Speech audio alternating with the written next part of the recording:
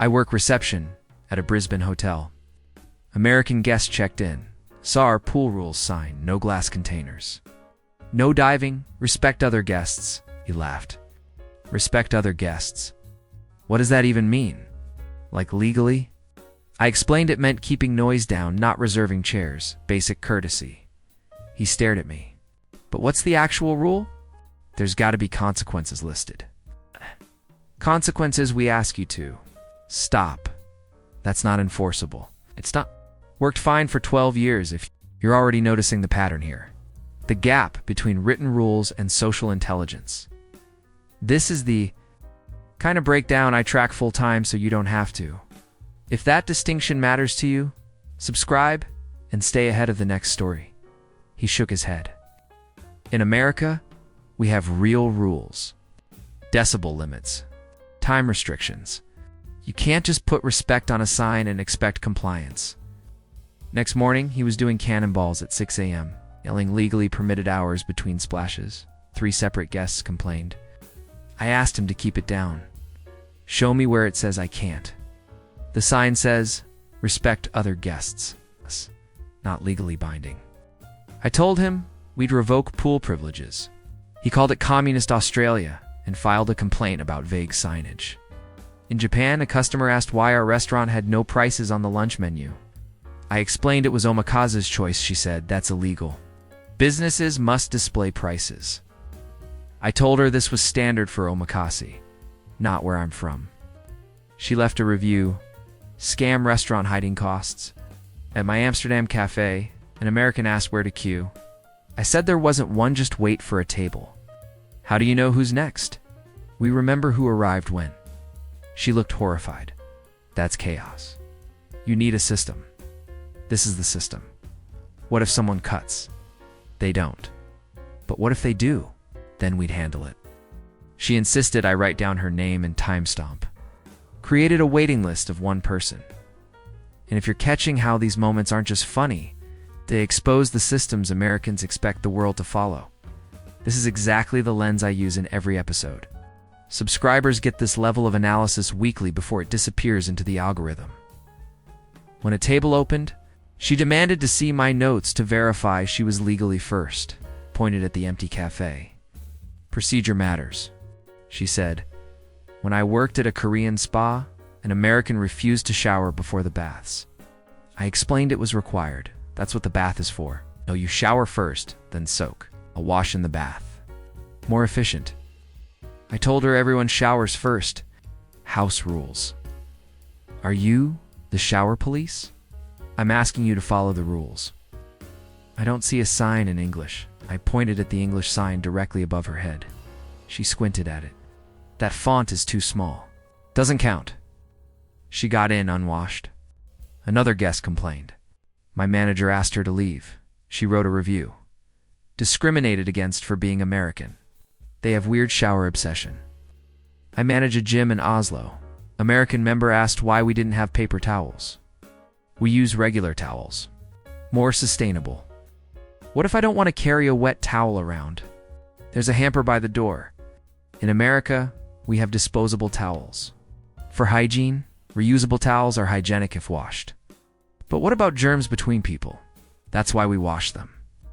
He brought his own roll of paper towels, left them on every machine.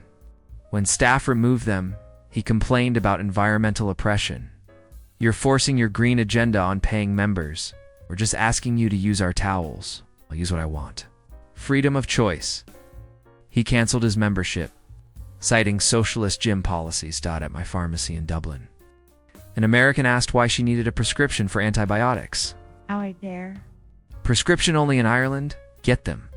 Over the counter at home. Different. Countries have different regulations. How? But I have a sinus infection. You'll need to see a doctor. Can't. You just give me 5 pills? I know what I need. No, that's illegal. She leaned in. I'll pay extra. It's not about money. It's the law. This is ridiculous. In America, we trust people to self-medicate. In Ireland, we require prescriptions. She asked if there was a manager override for international customers. There wasn't. She found a walk-in clinic. That prescription. Came back fuming. I had to pay to see a doctor just for a prescription. Yes, that's how it works. Backwards country. I work at a Munich bakery. American customer grabbed a pretzel with her bare hands. I politely said, "We use tongs. It's going in my mouth anyway." Other customers touch the tongs. "Not the food, I have clean hands. It's about hygiene standards." She rolled her eyes. "Use the tongs? Then ask why we didn't have free water. We sell drinks. Restaurants have to give free water. That's America. It's a human rights thing. You can buy water." Okay, this feels illegal. She bought nothing. Left a review. Pretzel Nazis who don't believe in hydration. At my Copenhagen bike rental shop, an American asked why our bikes didn't have helmets. Helmets aren't required by law here. That's insane. What about safety? Most Danes don't wear them because they don't know better. It's cultural preference. You're endangering tourists. You have helmets for purchase. If you'd like, you should provide them. For liability, we're not liable if you choose not to wear one. She rented a bike, bought a helmet, then returned to ours. Later, everyone thinks I'm a tourist. You are a tourist. But the helmet makes it obvious. What helmets do? She demanded a refund. Because your bike culture is discriminatory against safety-conscious people. I work at a bookstore in Melbourne. American tourist asked where our bestseller section was. We don't organize by bestsellers. How do people find popular books? By genre, or they ask us. That's terrible marketing. It encourages browsing. In America, bestsellers are right at the entrance. We prefer customers discover books organically. She looked appalled. "So you're hiding the good books?" "We're displaying all books equally. It's communist book theory. It's just a different layout." She asked if we ranked books by sales anywhere. No, we don't display sales data. How do I know what's worth reading? Read the description. Trust your taste. I trust the market.